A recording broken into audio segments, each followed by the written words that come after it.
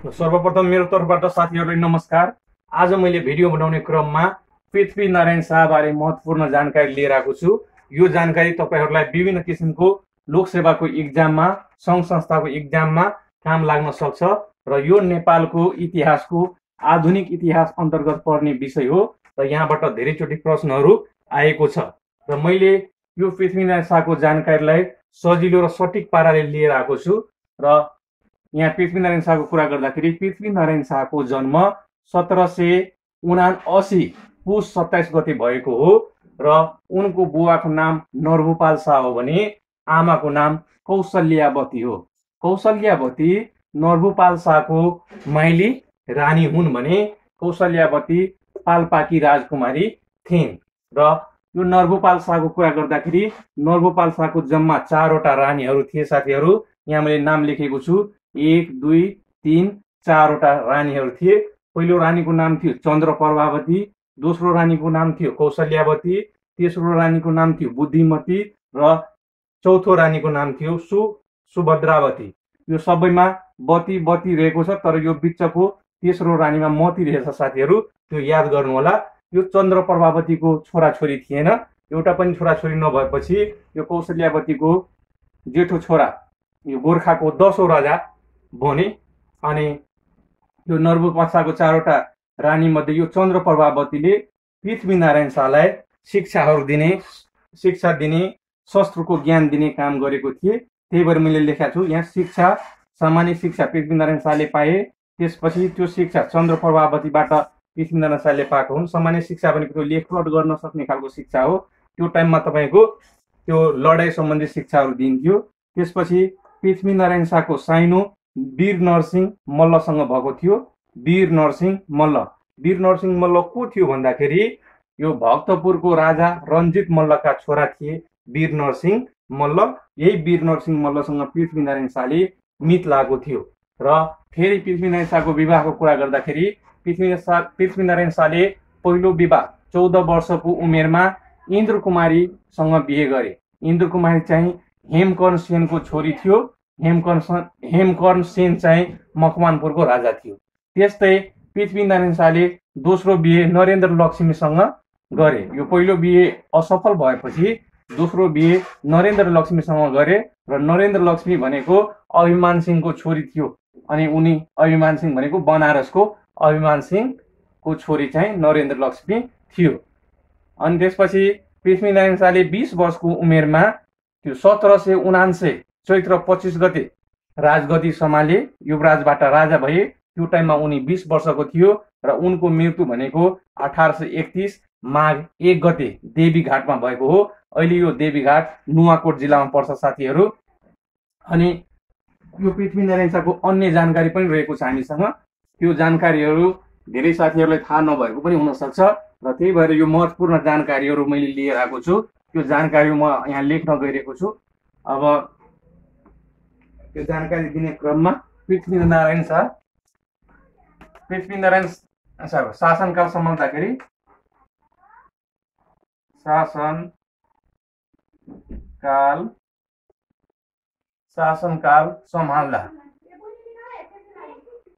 पृथ्वीनारायण शाह शासनकाल सम्हाल्दाखेरि अनि 12,000 घर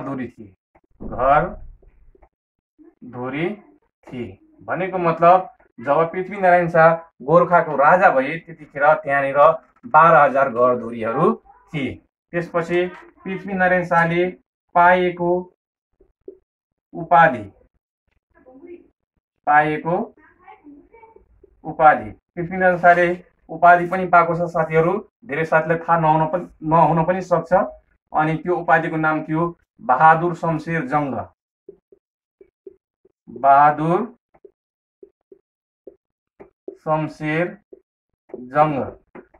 शमशेर जङ्ग पृथ्वीनारायण शाहले पाएको उपाधि हो। अनि त्यो उपाधि दिने मान्छे चाहिँ दिल्लीको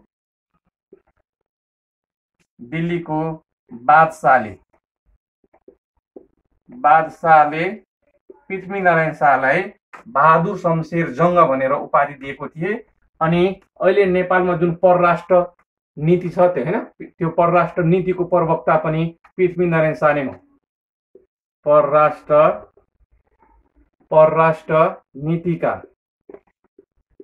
नीतिका प्रवक्ता प्रवर्धनकर्ता पृथ्वीनारायण शाह हो। नेपालमा सबैभन्दा पहिला परराष्ट्र नीतिको बारेमा कुरा गर्ने अगाडि ल्याउने मान्छे पृथ्वीनारायण शाह नै हो। पृथ्वीनारायण शाहको पुरोहितको नाम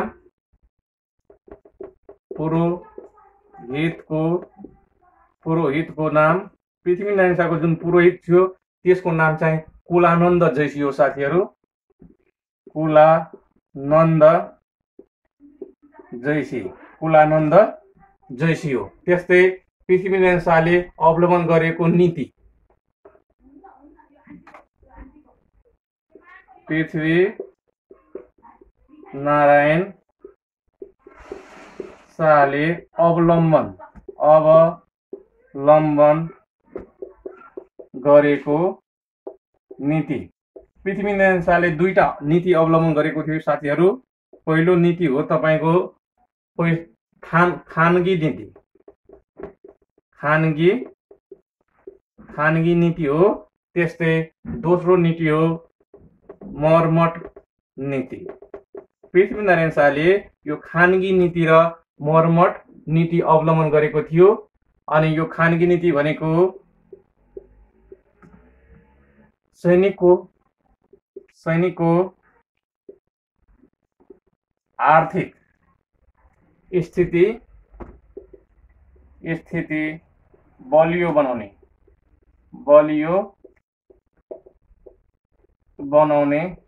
नीति।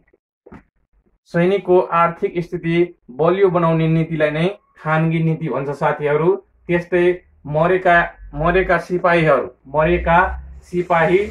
सिपाही आश्रितको संरक्षण र हेरचाह, मरेका सिपाहीको संरक्षण र हेरचाह गर्ने जुन नीति छ त्यसलाई चाहिँ मर्मट नीति भन्छ। भनेको आफन्तको संरक्षण र हेरचाह गर्ने नीति। यो भनेको सबै आफन्त होइन साथीहरू। जो सिपाहीहरू वीरगति प्राप्त गर्दथे उनीहरूको आफन्तको संरक्षण र हेरचाह गर्ने नीतिलाई नै मर्मट नीति भन्छ। यही अनुसार पृथ्वीनारायण शाहले सुरुमा मैले यहाँ लेखेको थिएँ 12,000 घरधुरी, सबै 12,000 घरधुरीबाट एक जना सैनिकहरू कम्पलसरी लिएर 12,000 सैनिकलाई यो दुईटा नीति अवलम्बन गरेर सैनिकको आर्थिक स्थिति बलियो बनाउने नीति र आफन्तको संरक्षण र हेरचाह गर्ने नीति अनुरूप उले आफ्नो सैनिक सुधार गरेर सबैभन्दा पहिला नुवाकोटमाथि आक्रमण गरेर अनि दोस्रो चोटिमा नुवाकोटलाई हैन सफल पूर्वक हैन विजय गरेर नेपालको एकीकरण सुरु गरेका थिए। अब पृथ्वीनारायण शाहको कुरा गर्दाखेरि बुझ्नै पर्ने महत्त्वपूर्ण कुरा मध्ये अझ कुराहरू छ हामीसँग। अब पृथ्वीनारायण शाहले 1820 मा जितेका 7 गाउँहरू, पृथ्वीनारायण शाहले 1820 मा जितेका 7 गाउँहरू। पृथ्वीनारायण शाहले 1820 मा जितेका 7 गाउँहरू। अब 7 गाउँमा तपाईको पनौती,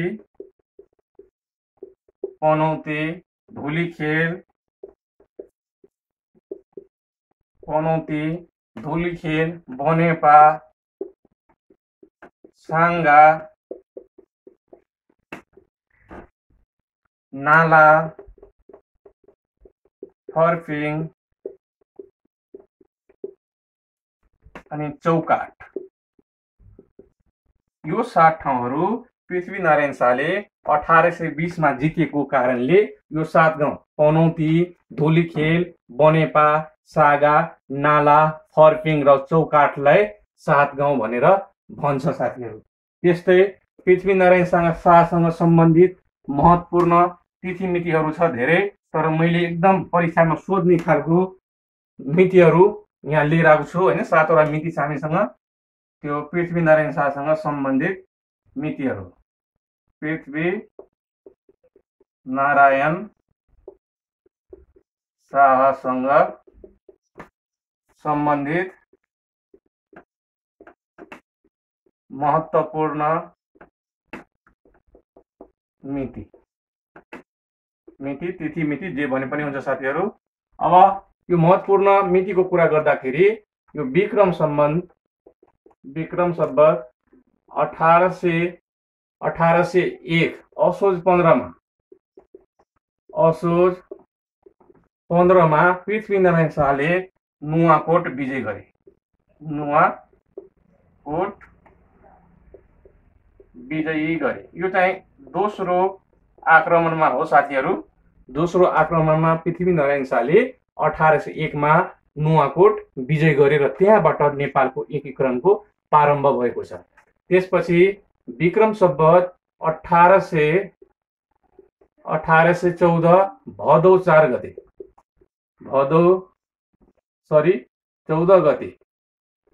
14 गते कीर्तिपुरमा प्रथम आक्रमण भयो। प्रथम आक्रमण यो चाहिँ कीर्तिपुरमा भए। अनि कीर्तिपुरमा प्रथम आक्रमण हुँदाखेरि साथीहरू यहाँनिर कालु पाण्डे मारिए। पृथ्वीनारायण शाहको खास मान्छे थियो कालु पाण्डे। त्यो चाहिँ प्रथम आक्रमणमा मारिए है। यहाँ चाहिँ अरू पनि तुलाराम पाण्डे पनि मारिएका छन् साथीहरू। त्यसपछि विक्रम सम्वत 1821 मा अनि त्यो पनि भदौ महिना नै भदौ 30 गते अनि कीर्तिपुरमा दोस्रो आक्रमण कीर्तिपुरमा दोस्रो आक्रमण गरे साथीहरू। अनि यो दोस्रो आक्रमणमा चाहिँ सुर प्रताप शाहको आँखा फुटेको। सुर प्रताप शाहको आँखा फुटेको। यो सुर प्रताप शाह चाहिँ पृथ्वीनारायण शाहको भाइ थियो साथीहरू। त्यसपछि विक्रम सम्वत 1822 चैत्र 3 गते अनि तेस्रो आक्रमणमा विजय।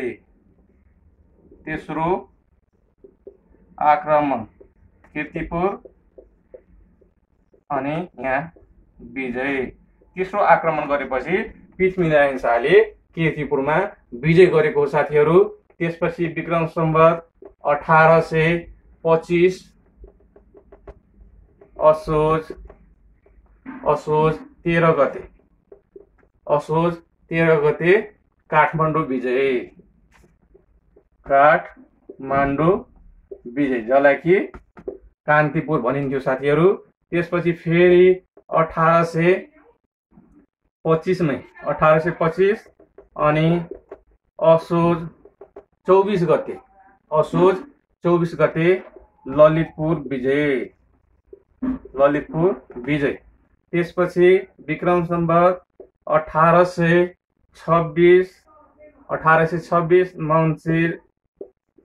मन्सिर 1 गते भक्तपुर विजय गरे।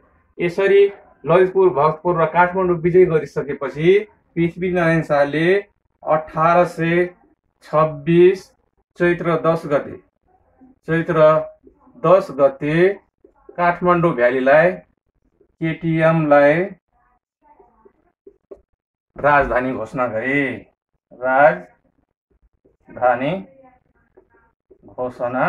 मैले यसलाई फेरि भने साथीहरू। सबैभन्दा पहिला 1801 मा नुवाकोट विजय, 1814 मा प्रथम आक्रमण कीर्तिपुरमा, 1821 मा दोस्रो आक्रमण कीर्तिपुरमा, 1822 मा तेस्रो आक्रमण कीर्तिपुरमा र विजय गरे। 1825 मा काठमाडौँ र ललितपुर विजय, 1826 मा भक्तपुर विजय र 1826 चैत्र महिनाको 10 गते काठमाडौँलाई नेपालको राजधानी भनेर घोषणा गरे। त्यसपछि पृथ्वीनारायण शाहका अन्य दिव्य उपदेशहरू पनि छन्। त्यहाँबाट पनि कहिलेकाहीँ क्वेसनहरू सोध्ने गर्छन्। अनि परीक्षामा आउने गरेको र नसुनेको म उपदेशहरू चाहिँ भन्न गइरहेको छु साथीहरू, त्यो पनि सुनिराख्नु होला। त्यहाँबाट पनि प्रश्नहरू सोध्न सक्छन् र त्यहाँबाट आउने भनेको खानी, जस्तै अब दिव्य उपदेशमा होइन, खानी भएका ठाउँमा गाउँ भए पनि गाउँ अरू जग्गामा सारिकन पनि खानी चलाउनु पर्छ भनेको मतलब जुन ठाउँमा खानी छ त्यो ठाउँमा गाउँहरू भए पनि त्यो गाउँलाई हटाएर खानी सञ्चालन गर्नुपर्छ भन्ने पृथ्वीनारायण शाहको दिव्य उपदेश अन्तर्गत पर्ने विषय हो।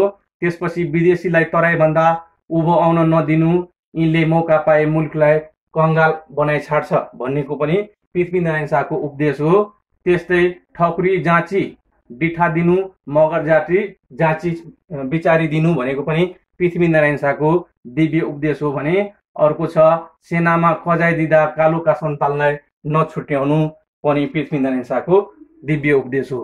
त्यो बाहेक तपाईँहरूले थाहा होला घुस दिनिया र खानिया दुवै देशका शत्रु हुन्, नेपाल 4036 वर्षको फुलबारी हो अनि नेपाल 2 ढुङ्गा बिचको तरुल हो, यिनीहरू पनि पृथ्वीनारायण शाहको दिव्य उपदेश हो। हस्त साथीहरू, यस्तै यस्तै जानकारीको लागि तपाईँहरूले हाम्रो च्यानल स्मार्ट एजुकेसनल ट्रिकलाई सब्सक्राइब गर्न सक्नुहुन्छ र भिडियो मन पर्यो भने तपाईँहरूले सेयर गरिदिनु होला, लाइक गर्नु होला र कतै केही कमी कमजोरी छ भने तपाईँहरूले त्यो कमेन्ट बक्समा गएर कमेन्ट गरेर सहयोग गर्नु होला। धन्यवाद, नमस्ते।